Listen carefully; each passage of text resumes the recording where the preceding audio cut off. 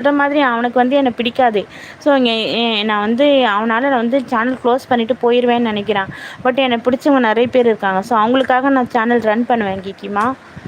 அவன் ஒருத்தனுக்காக வந்து நான் வெளியில் போக முடியாது. என்னை பிடிச்சவங்க சரண்யா சரண்யா சரண்யான்னு பேசுகிறவங்க நிறைய பேர் இருக்காங்க. ஸோ அவங்களுக்காக நான் சேனல் இன்னும் ரன் பண்ணிட்டு தான் இருப்பேன். இன்னும் நிறைய சப்ஸ்கிரைபர் எனக்கு வந்துட்டு தான் இருக்காங்க. ஸோ யாருக்கும் நான் பயப்பட மாட்டேன். கடவுள் தவிர யாருக்கும் நான் பயப்படவே மாட்டேன். ஆமாம் ஸ்ரீ, அண்ணா நகர் ரவுடி உனக்கு நான் சென்று வருகிறேன். ஓகே சரண்யாம்மா. ஹாய் அண்ணா, எப்படி இருக்கீங்க?